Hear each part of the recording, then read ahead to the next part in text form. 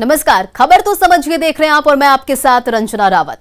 Monsoon सत्र के दौरान संसद के दोनों सत्रों में हंगामा जारी है, लेकिन आज राज्यसभा में सदन की गरिमा उस वक्त तार-तार हो गई जब पेगासस जासूसी मामले में आईटी मंत्री अश्विनी वैष्णव के जवाब में के दौरान टीएमसी सांसद ने उनसे पेपर छीन लिया और पेपर के टुकड़े टुकड़े कर हवा में लहरा दिए। आईटी मंत्री पेगासस मामले में अपनी बात रखने के लिए खड़े हुए तो ममता बनर्जी की पार्टी तृणमूल के सांसद शांतनु सेन ने आईटी मंत्री के हाथ से उनके बयान का पर्चा छीनकर फाड़ दिया और हवा में उछाल दिया। जैसा कि आप तस्वीरों में देख सकते हैं, इस दौरान हंगामे के बीच आईटी मंत्री ने बोलना जारी रखा, लेकिन पूरी तरह अपनी बात नहीं रख पाए। इसके बाद बीजेपी और तृणमूल में सांसदों में तीखी बहस शुरू हो गई और हालात को संभालने के लिए मार्शल बुलाने पड़े। पेपर फाड़ने वाले टीएमसी सांसद शांतनु सेन के खिलाफ अब सरकार निलंबन प्रस्ताव ला सकती है। बता दें कि संसद की कार्यवाही का आज तीसरा दिन है और दोनों सदनों में विपक्ष कृषि कानून, पेगासस जासूसी और ऑक्सीजन संकट को लेकर सरकार पर हमलावर है। इसका असर दोनों सदनों की कार्यवाही पर भी पड़ा है। हंगामे के चलते राज्यसभा की कार्यवाही शुक्रवार तक के लिए स्थगित कर दी गई है।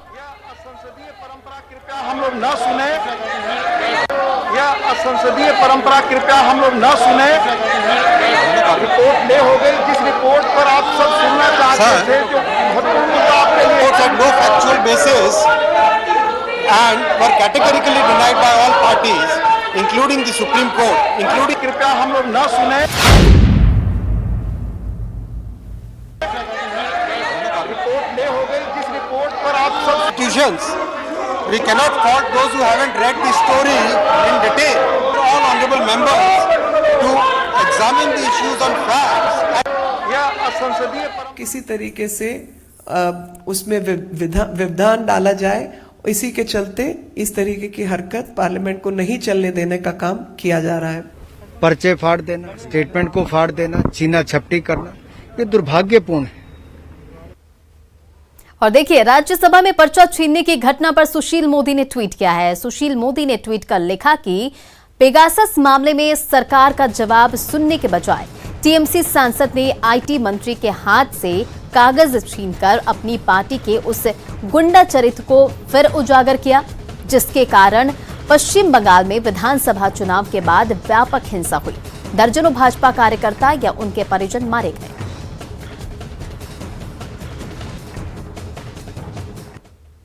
चलिए अब इस खबर को समझिए। दरअसल विपक्ष ये दावा कर रहा है कि इजरायली पेगासस स्पाईवेयर के जरिए जासूसी कराई गई है। 300 से अधिक लोगों की जासूसी का आरोप है। विपक्ष केंद्र सरकार पर जासूस कराने का आरोप लगा रहा है।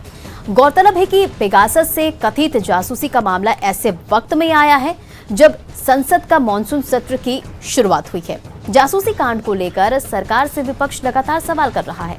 हालांकि केंद्र ने स्पष्ट रूप से आरोपों से इनकार किया है।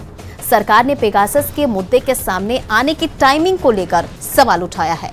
भारत सरकार ने पूरे मामले को बेबुनियाद करार दिया है। चले बढ़ते अपनी अगली खबर की ओर। अब बात धर्मांतरण की। गया में धर्मांतरण के पीछे क्या कोई गिरोह काम कर रहा है? क्या भोले भाले लोगों को लालच के जाल में फंसाकर धर्मांतरण कराया जा रहा है?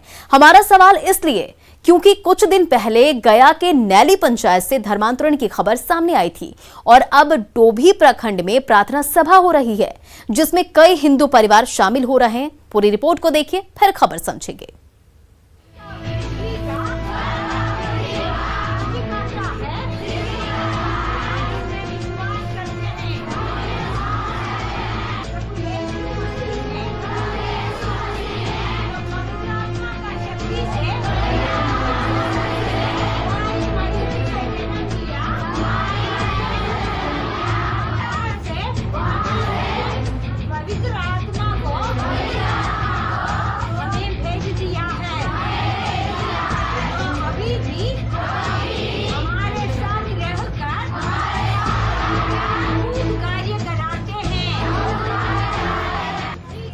बड़ी संख्या में महिलाओं को प्रार्थना करा रही ये बुजुर्ग महिला प्रार्थना सभा का ये वीडियो गया जिले के डोभी प्रखंड का है। जहां हर रविवार को ऐसी ही प्रार्थना सभा का आयोजन होता है।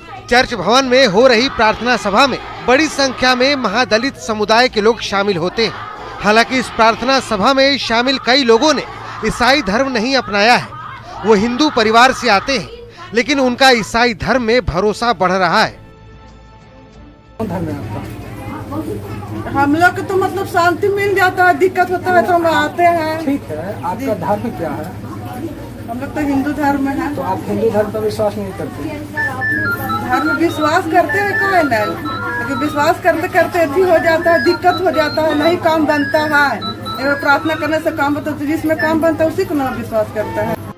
जाहिर है इस प्रार्थना सभा में कई लोग हिंदू हैं, जिनका ईसाई धर्म की ओर झुकाव बढ़ रहा है।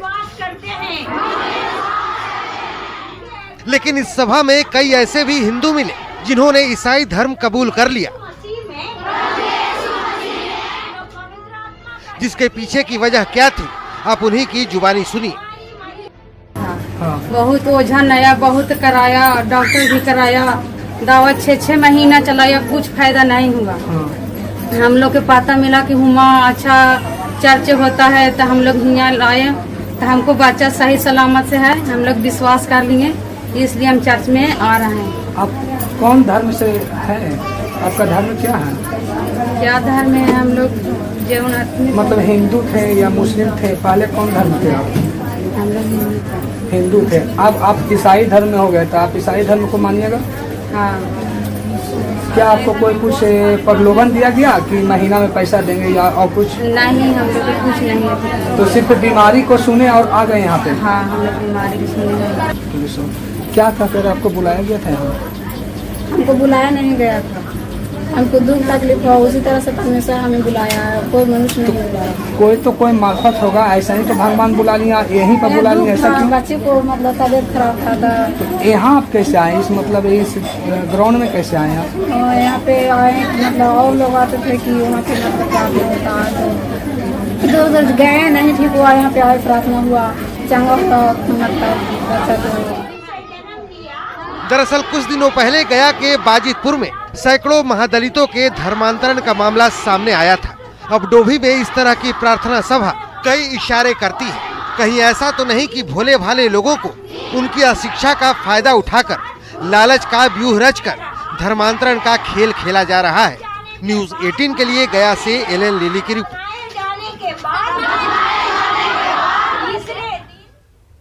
खबर तो समझिए, बिहार के गया में धर्मांतरण का खेल पुराना है। पहले नैली पंचायत से धर्मांतरण की खबरें आई थी और अब डोभी प्रखंड में कई लोगों की धर्मांतरण की खबर सामने आई, जहां भोले भाले लोगों का माइंड वॉश किया जा रहा है। करीब 6 साल पहले मानपुर प्रखंड के खंजाहापुर गांव के 500 लोगों ने हिंदू धर्म छोड़ बौद्ध धर्म अपना लिया था। अब एक बार फिर से गया धर्मांतरण को लेकर चर्चा में है। कुछ दिनों पहले गया के बेलवादी गांव में सैकड़ों महादलितों के धर्मांतरण का मामला सामने आया था। भोले भाले लोगों को बरगलाकर धर्म परिवर्तन कराया गया था। हालांकि धर्मांतरित लोगों ने मर्जी से धर्म बदलने की बात भी कही थी। बेलवादी के बाद डोभी में मामला आया है। प्रार्थना सभा में कई तरह की बातें बताई जाती है। ईसाईयत के प्रति लोगों को झुकाव बढ़ाया जाता है। अशिक्षा और अंधविश्वास को ढाल बनाकर धर्मांतरण का खेल चल रहा है। तो फिर सवाल है, क्या धर्मांतरण का रैकेट चलाया जा रहा है? कम पढ़े लिखे लोगों को टारगेट किया जा रहा है?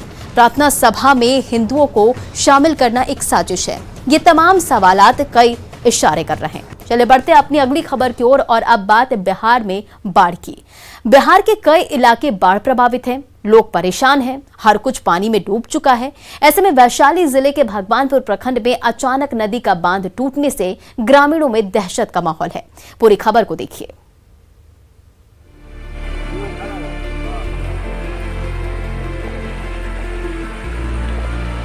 पानी की तेज धार, टूटी सड़कें और बाढ़ के पानी से बचते लोग।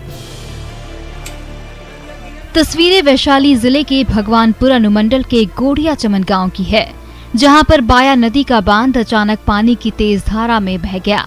ऐसे में बाढ़ की आशंका से घबराए ग्रामीणों ने आनन फानन में बालू से भरे बोरियों को बांध के किनारे रख दिया, ताकि पानी का बहाव गांव की तरफ कम से कम हो सके।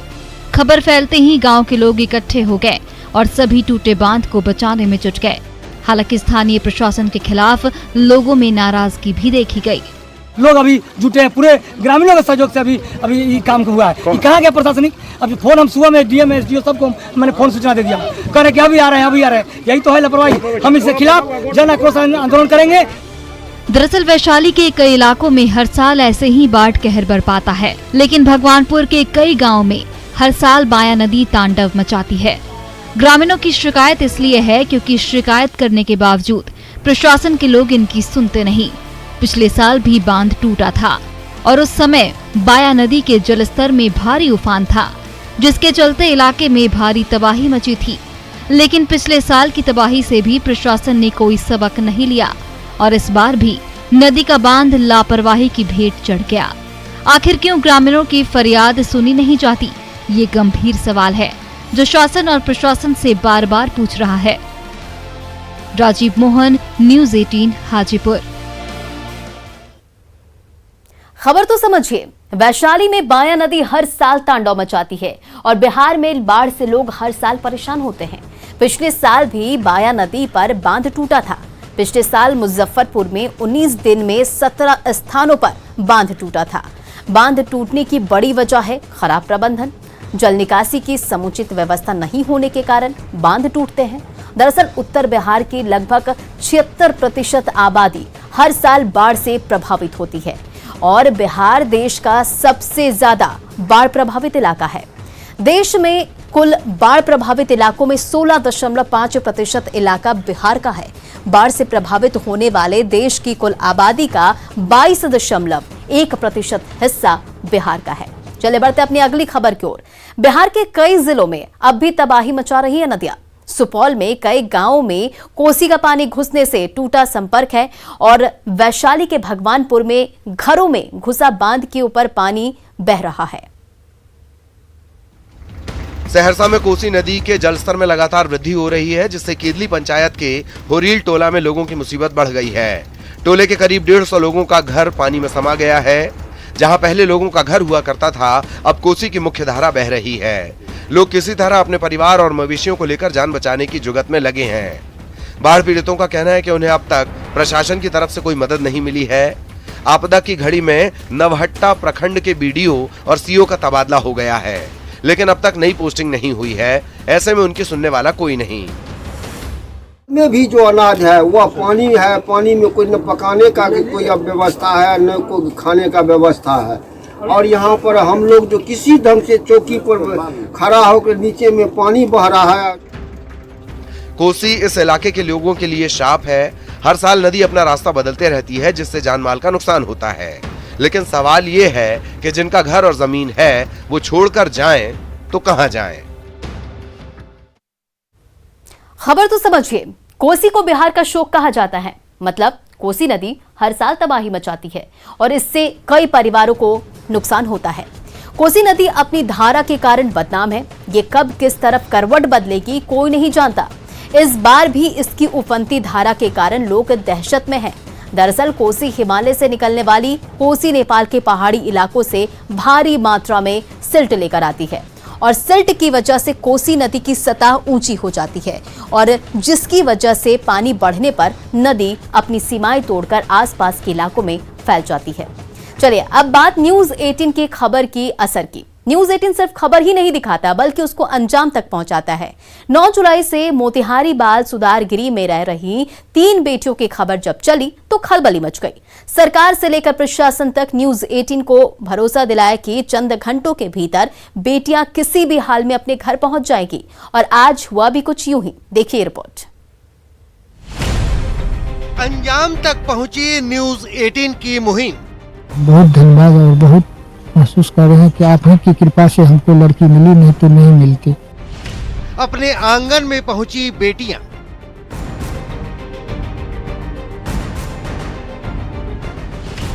आंखों से छलके खुशी के आंसू। खुशी के आंसू ढलक रही है और क्या बोले, लगती है कि फिर से मेरी बेटियां मिल गई है। न्यूज़ 18 की मुहिम रंग लाई। सारे पेच को दूर करते हुए CWC ने परिवार को बेटियों को सौंप दिया और भटकी हुई तीनों बेटियां अपने घर पहुंच गईं।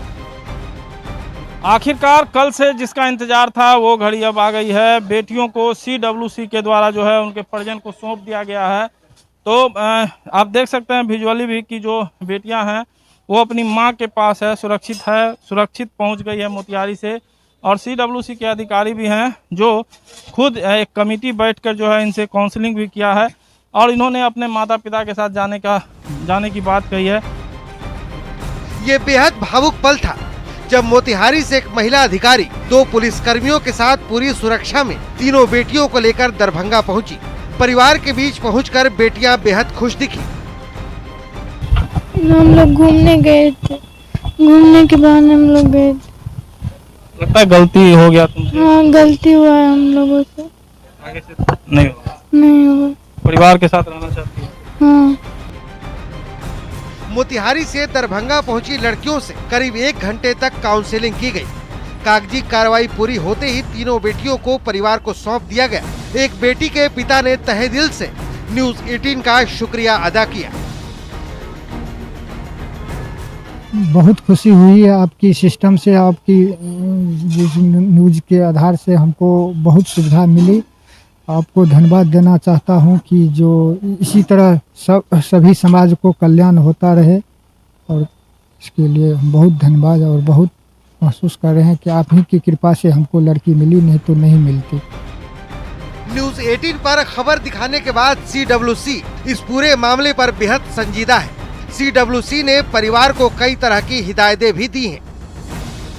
माता पिता को हिदायत भी दी गई है कि बच्चे को किसी भी तरह का, जो विगत 9 तारीख जब बच्ची निकली है तब से अभी तक का कोई भी ऐसा घटना का जिक्र कभी बच्चे के सामने आप नहीं करेंगे। और समाज में भी एक कहवा दिया गया है कि बाल कल्याण समिति वो बर्दाश्त नहीं करेगी कि बच्चे को कोई ताना दे, बच्चे को कोई परेशान करे, इस सब मामलों को लेकर के। यकीनन हम सिर्फ खबर ही नहीं दिखाते, बल्कि एक उचित प्रक्रिया के तहत मौजूदा सिस्टम की जवाबदेही भी तय करते हैं। उसी का नतीजा है कि 3 बेटियों का 13 दिनों बाद अपने परिवार से मिलन मुमकिन हो सका। न्यूज़ 18 के लिए दरभंगा से विपिन कुमार दास की रिपोर्ट। खबर तो समझिए, आखिरकार बेटियां घर पहुंच गई और न्यूज़ 18 का परिवार वालों ने आभार भी जताया। 13 दिनों बाद वो अपने घर पहुंची। पिछले 13 दिनों से मामले का पेच फंसा हुआ था।